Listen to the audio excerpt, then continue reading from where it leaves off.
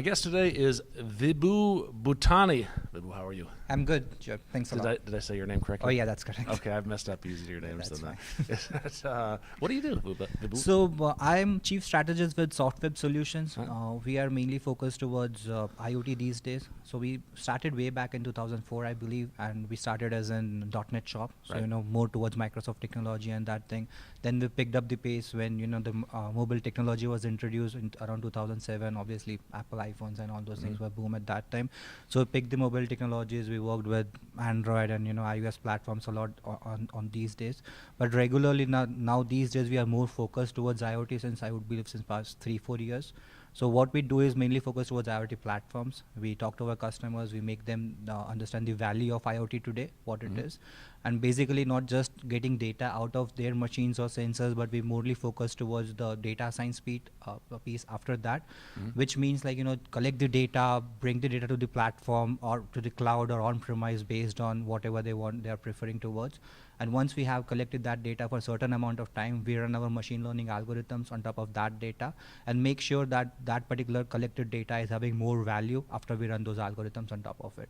That's interesting. So are you the one that's driving this move towards IoT, or are your customers coming to you and saying, I have a solution or I have a problem that IoT can solve? No, for sure. So basically what happened, like, when we started way back, like since past 3 years, at that time IoT was pretty new. Everybody wants to do IoT, but still they were not sure, like, is it a real value added to their particular industry, or is it good to do, or is just like others are doing, it's a boom today in the technology market and you just do that. So that was a basic case when we meet our customers. So we generally start with workshops. What we try to explain is, let's start small. Let's try a couple of workshops. We try to understand what the value of IoT is, and then the customers in that workshop talks about some of the business problem or business identification that we can do in that workshop.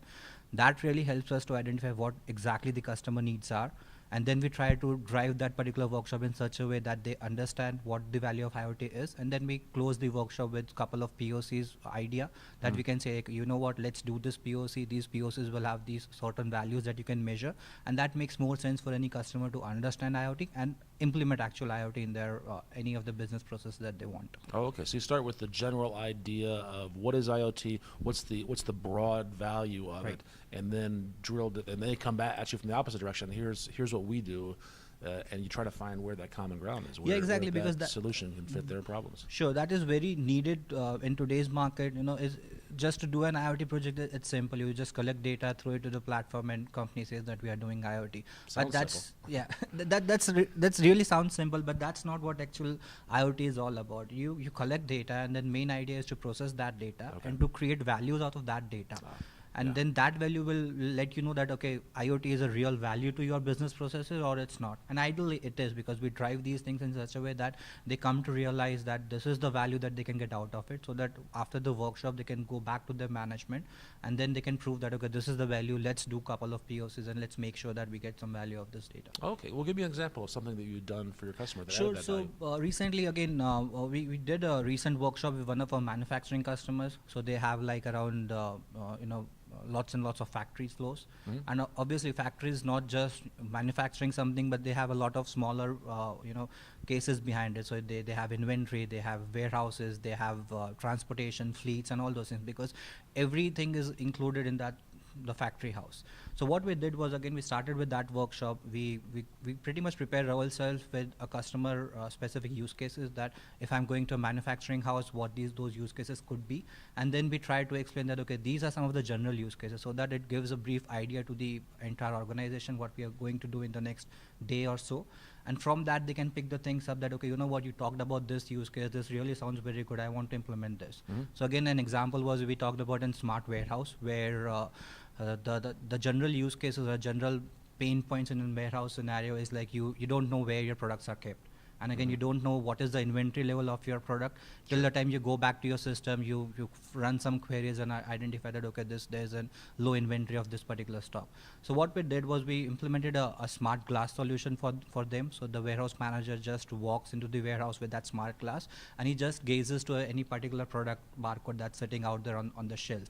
And just gazing that, it gives you everything right in front of your eyes, like what is the quantity of stocks you're having, how many orders you have to process, how many orders you have already processed, Based on that, the manager can just talk to that glass and say, order 50 quantities, and it's all voice recognition stuff done all together. Oh, wow. And it will run those orders in their CRM systems and accordingly raise an order request. Now again, this is not IoT. The fun part is this is not IoT. This is just a smart glass application. Sounds like a pretty cool app, though. Yeah, but now where IoT depends on this particular thing is mainly integrating their warehouse systems, what the projects that we are doing with them, with their existing business processes systems. So we integrated their CRM systems, we integrated their CMS systems to make sure that when the order is processed, they have an inventory level in such a way that once we identify what is the customer requesting about those orders and what orders are actually there in place and what is the futuristic order. So collecting all this data, now we are almost like 90% about to predict that what stocks you need to keep in the warehouse. And again, in warehouse, keeping something in warehouse is costly. The shelf life of that particular product being like say 1 to 6 months, and if a product is sitting there for 6 months, nobody even claiming it or nobody even buying that product, it's costly. It's just using space to it. So all these things bringing together, that's what the IoT solutions we provide to these customers, where it's not just your smart warehouse anymore, but connecting all your different smaller business processes and then bringing something, the value of the table, that do a smart warehouse project, and these are 10 values that you'll get out of it. I see. Okay. Very cool. Give me another example. So the other example was like most of the manufacturers, what they do is like they manufacture something. So something could be medicine. When we are working with our healthcare customers, they could manufacture any part of the product. They can manufacture a mic. And then customers comes to us and say that, hey, what value would I get if I put some sensors in this mic and I am able to actually remote monitor it? Okay. So what we tried, the quality of it, monitoring the quality, monitoring the life of this particular mic. And again, mic is obviously not a very good example, but say for example, it's a camera. Okay. And they know that, okay, if suppose battery is running out of that particular camera, the camera can send you a notification and says that, okay, in the morning itself that, hey David, I'm running out of the battery, please do care new batteries about it. So that's the value, because you don't need maybe a sprinkler out on a farm that you don't see very often. Exactly. So yeah, for most of our agricultural customers, that's what their use cases are, to remote monitor their farms. Again, they are like tons and tons of acres of farm, and it's very difficult to go to a farm and then find a remote or see something of the value of that particular farm. Right. So yeah, that's really a good use case. Again, from an agricultural standpoint, we do monitor the soil quality. We do monitor like where do you want to run the sprinkler so that the water quality maintains over there. Where you want to stop the sprinkler so that you don't waste your water over there. So these are some of the good use cases that we do with these kind of customers. I was thinking more just the sprinkler's wearing out. Yeah. Monitoring that. Oh yeah, for sure. It's so expensive to walk around every sprinkler and just visually verify that it's for still sure, working. that's a good use case, yeah.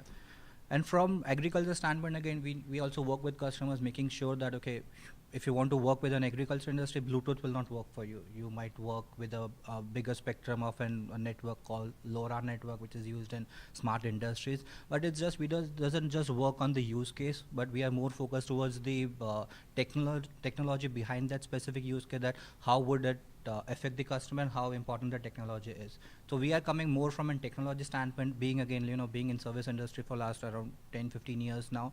So that's the key benefit that we are possessing a hat on us, that we know the technology well, and we work with a lot of trending technologies these days, not just, just create a website. That's not what we do these days, but we are more focused towards what's trending out there, how technology can bring betterment to a specific customer of us. Tell me a little about the tools that you're using that make this possible. Yeah, so for sure, we again, as we talked about, we started as a Microsoft Hut. So we again, the first partnership that we did was with Microsoft IoT. Again, we are red carpet IoT partners with Microsoft. A lot of what we are doing is based on Azure. But it's not just restricted to Azure. We are again platform agnostic. So what we have done is we have created a platform or a solution called IoT Connect. That's an IoT platform. That's your that's proprietary, our IoT platform. And the benefit of that platform is you can host it on Azure, you can host it on AWS, or you can host it on premise. So most of the customers that we work with, smart buildings. So building is having a restriction that data is not supposed to go out of that particular building. They have some specific rules that you can't just do that. So for that particular thing, we have created this platform. So what we do is it's a hybrid implementation where the proprietary part of that data resides in that building, but rest of the things might go to Azure cloud. And that's how the hybrid engagement works. We implement this platform on-premise kind of a solution where they can store the data on their building, and rest of the data can go to the cloud for machine learning processes or to run more deep learning algorithms on that particular set of data. What value does your platform add? So platform is any of these IoT platforms that are out there, say Azure IoT, say AWS IoT, say I don't know, Bosch is coming with their own, say GE Predicts. It's more towards a development platform. And customers that we are working with mostly like, SMBs where they might have, but they generally don't have an IT capability internally in their organization. They want to do IoT, but they are not well adverse of how Azure IoT works or how AWS IoT works.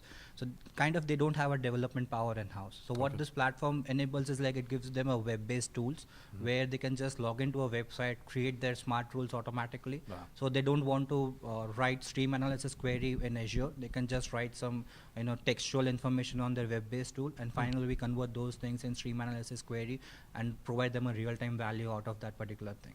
So it's morely focused towards how easy it can be made for customers. So kind of in creating an abstract layer on top of these specific platforms of either Azure or AWS, and make sure that the customer is easy enough to use that particular platform. I think that is a challenge. One of the big challenges of IoT is that you're often connecting a lot of pieces together, and that's a challenge. There's you need to understand each of those pieces.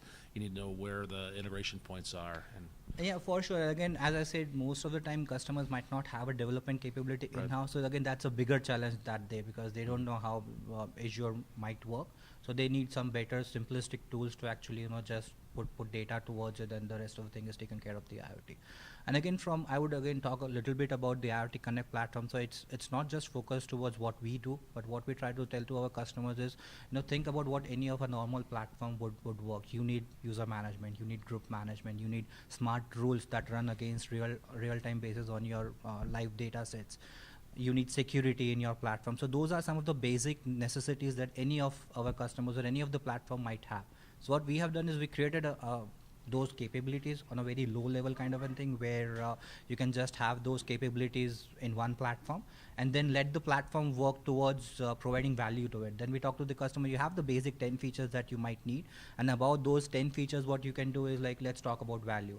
How you can collect that data and bring value to your platform, or bring value to your businesses. So just worry about the business problems. The technology problem is already taken care by our platform or by any other platform that are out there. okay, we're just about out of time. Is there anything that we haven't talked about that we should have? I think so. We have covered a lot of the things, but yeah, data science is again one of the major things. Data science is something that is going out there a lot in the market, and everybody needs to understand that it's not just collecting data, but it's more towards the later part of it, where you collect the data and process it and then run some data science algorithms on top of that data set.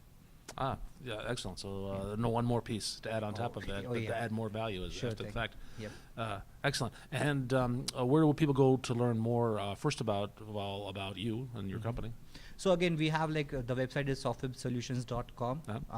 That's the parent website that we have. We have a separate website for IoT practice, so it's like softwebiot.com.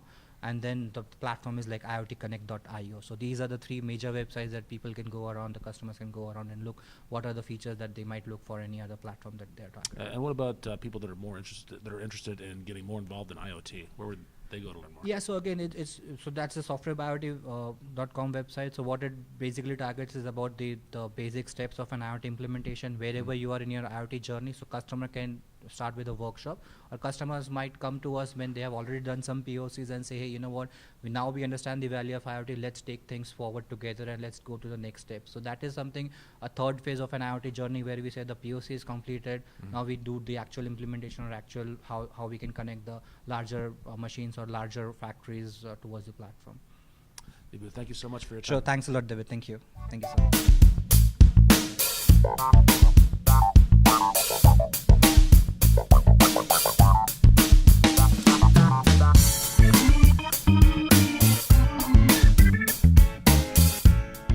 These days, when we talked about IoT, we talked with David a lot of other things about IoT and data science practices. But what we generally focus is towards bringing our customers, who are actually our friends, bringing customers all together.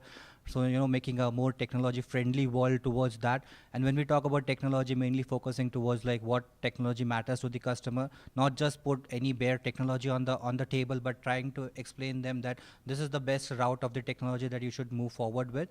And that's how pretty much they become our friends. Thanks a lot.